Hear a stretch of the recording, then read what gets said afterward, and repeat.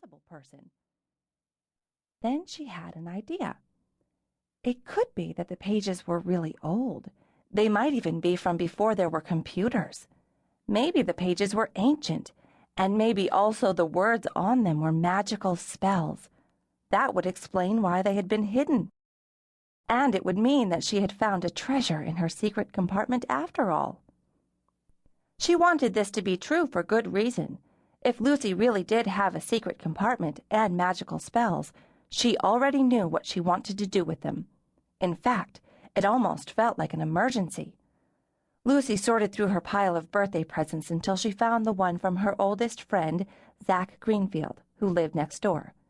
It was a Red Sox t-shirt that he had claimed, today at the party, to have bought for her with his own money.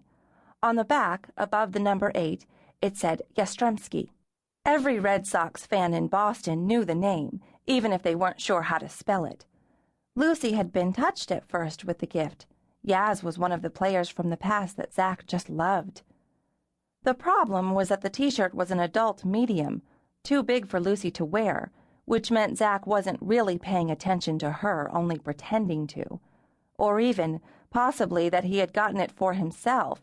Zach wore his t-shirts large, and decided to give it to Lucy at the last minute because he'd forgotten about her birthday. Lucy, despite her willingness to believe in magic spells, was mostly a realistic child, so she believed this was probably the case. Lately, Zach had been busy with his other friends, the ones who were closer to his age, which was 9.5. He had not played with Lucy much at all, and at school he hardly even said hello, which hurt. Filled with a sense of magical possibility, Lucy folded the t-shirt carefully and laid it down on the floor inside the secret compartment.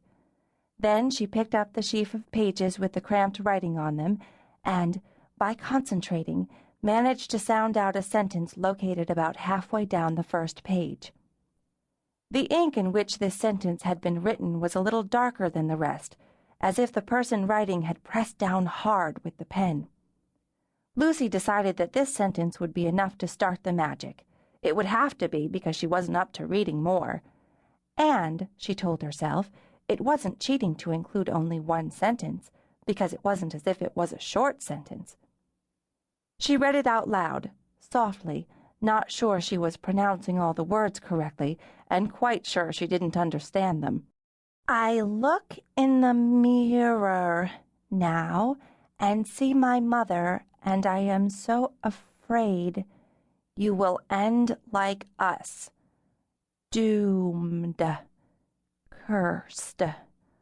All sorts of melodramatic, ridiculous, but true things. Saying the sentence out loud gave Lucy a distinctly unpleasant feeling. She had an impulse to call her foster parents to look at the pages and the secret compartment. Everything would have been different if Lucy had done that. Or possibly not. She didn't, in the end. She wanted the magic too badly. Instead, Lucy added her own magic words. Abracadabra! Bibbidi-bobbidi-boo! Yastrzemski!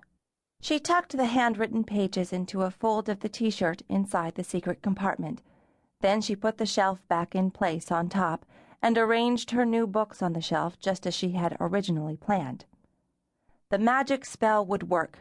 She knew it. Even if she had not said the words right or had selected the wrong sentence to read out loud, the magical pages were inside the t-shirt, touching it, so they would do their job. Plus, she would be patient. She would not expect Zach to change back overnight, but once she was old enough to wear the t-shirt he had given her, Zach would remember to be her friend again. She planned how she would check the magic compartment on her next birthday. She would try on the shirt. Maybe by then she would be able to read the entire magical spell. But by the time her 8th birthday arrived, Lucy had forgotten all about the secret compartment and the t-shirt, and about the mysterious papers with the faded, tight, urgent handwriting. She would be 17 and in deep trouble before she remembered. Chapter 1.